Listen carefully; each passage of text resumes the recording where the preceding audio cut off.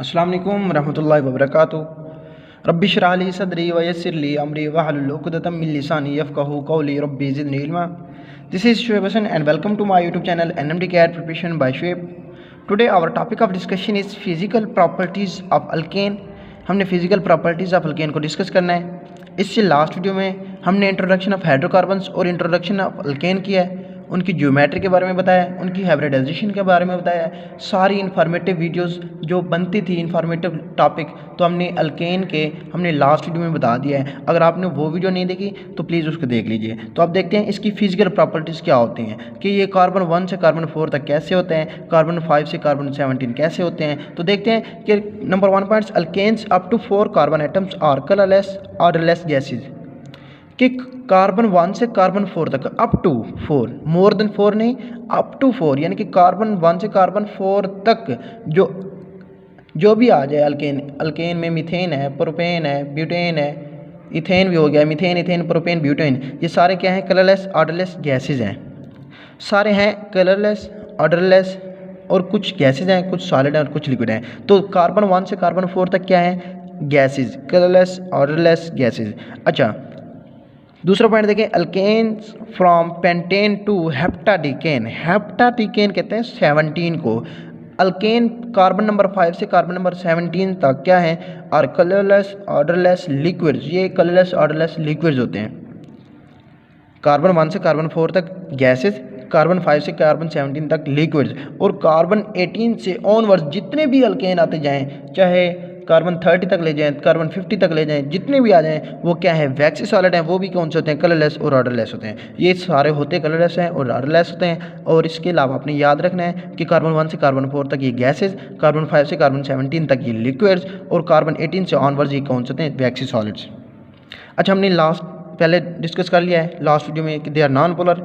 Non polar होने की वजह से ये सॉल्युबल भी नॉन पोलर में होंगे, क्योंकि like dissolve like property shows करते हैं। तो देखें, ये नॉन पोलर हैं तो they are insoluble in water. ये वाटर के अंदर इनसॉल्युबल हैं। क्यों? क्योंकि वाटर एक पोलर है, तो इसमें वाटर के अंदर ये अल्केन डिजॉल्व नहीं हो सकते, सॉल्युबल नहीं हो सकते, but soluble in non polar solvent. ये अल्केन जो होते हैं वो नॉन पोलर सॉल्वेंट्स के अंदर ही सॉल्युबल होंगे, जैसा कि बेंजीन है, ईथर है, कार्बन टेट्राक्लोराइड है, तो ये क्या है? नॉन पोलर है। तो अल्केन भी नॉन पोलर है, तो लाइक डिजॉल्व लाइक प्रॉपर्टी को शो करते हुए ये भी नॉन पोलर में सॉल्युबल होंगे, बेंजीन, ईथर और कार्बन टेट्राक्लोराइड में। और ये भी MCQ पूछा जा सकता है कि वाटर में इनसॉल्युबल हैं या सॉल्युबल है, तो आपने कहना इनसॉल्युबल है। Number 5 points, so the solubility decrease with increase in molecular mass.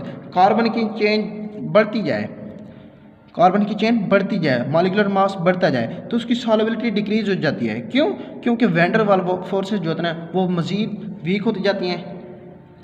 मज़ीद वीक होने की वजह से वो सॉल्युबिलिटी होती है, वो इसकी इंक्रीज नहीं होती बल्कि डिक्रीज होती जाती है। नंबर 6 पॉइंट, मेल्टिंग पॉइंट हो या बॉइलिंग पॉइंट हो और डेंसिटी भी हो, ये कार्बन एटम्स के बढ़ने से इंक्रीज होते जाते हैं। कैसे इंक्रीज होते हैं हम नेक्स्ट देखेंगे। कि आपने याद रखना है, मेल्टिंग पॉइंट हो या बॉइलिंग पॉइंट हो या डेंसिटी हो, ये इंक्रीज होती है with increase in carbon atoms. देखें, अगर एक CH2 ग्रुप आ जाए, एक CH2 ग्रुप के आने से जो बॉइलिंग पॉइंट इंक्रीज होता है वो कितना इंक्रीज होता है? 20 से 30 डिग्री सेंटीग्रेड। एक CH2 ग्रुप, देखें अगर ये CH2 ग्रुप बढ़ते जाएँ तो बॉइलिंग पॉइंट भी मज़ीद बढ़ता जाएगा। ठीक है, ये भी आपने याद रखना है। अच्छा, नेक्स्ट देखें कि स्ट्रेट चेन जो हाइड्रोकार्बन्स में अल्केन है उनका बॉइलिंग पॉइंट हायर होता है बनिस्बत किसके? जो ब्रांच चेन होते हैं अल्केन। ये भी इंफॉर्मेटिव प्रॉपर्टी है कि जो स्ट्रेट चेन होते हैं उनका हाईएस्ट बॉइलिंग पॉइंट होता है बनिस्बत ब्रांच चेन के। जैसे कि N ब्यूटेन है, ये स्ट्रेट चेन होता है और इनका जो बॉइलिंग पॉइंट होता है वो होता है -0.5 डिग्री सेंटीग्रेड। और जो ब्रांच चेन में आइसोब्यूटेन है, इसका जो बॉइलिंग पॉइंट होता है वो तो -11.7। तो माइनस में जो कम वैल्यू होती है वो ज़्यादा होती है, तो इसलिए N ब्यूटेन का बॉइलिंग पॉइंट भी ज़्यादा हो गया बनिस्बत किसकी? आइसोब्यूटेन से।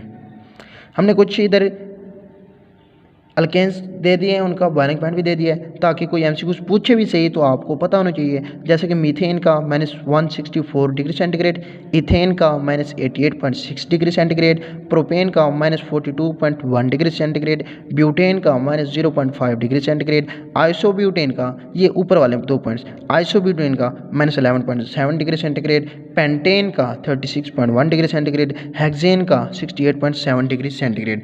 एक एक्सेप्शनल केस है, हमने ऊपर क्या कहा कि एन ब्यूटेन जो होता है ना, स्ट्रेट चेन, उनका बॉइलिंग पॉइंट ज़्यादा होता है बनिस्बत किसके, ब्रांच चेन के। हमारी बुक में एक एक्सेप्शनल केस है कि डीकेन जो होता है, डीकेन कार्बन 10 वाला, इसके जो बॉइलिंग पॉइंट होता है वो होता है 174.1 डिग्री सेंटीग्रेड, और आइसोडीकेन जो होता है इसका होता है 327 डिग्री सेंटीग्रेड। तो हमने पहले क्या डिस्कस किया है कि जो स्ट्रेट चेन होते हैं, एन वाले जो होते हैं, उनको बॉइलिंग पॉइंट ज़्यादा होता है बनिस्बत आइसोडीकेन के, इनका कम होता है। ये इधर एक्सेप्शनल केस है, आपने ये भी याद रखना है। ये आपसे एमसीक्यूज में पूछा जाता है, लाजमी पूछा जाता है, फेडरल की बुक्स में भी, चाहे पीएमसी का टेस्ट हो या एमडी कैट का टेस्ट हो, वो आपसे पूछ सकता है। तो आपने ये एक्सेप्शनल केस भी याद रखना है, और इनके कैसे बढ़ते हैं ये भी याद रखना है कि स्ट्रेट चेन का ज़्यादा होता है बॉइलिंग पॉइंट बनिस्बत ब्रांच चेन के। ठीक है, ओके, अल्लाह हाफिज़।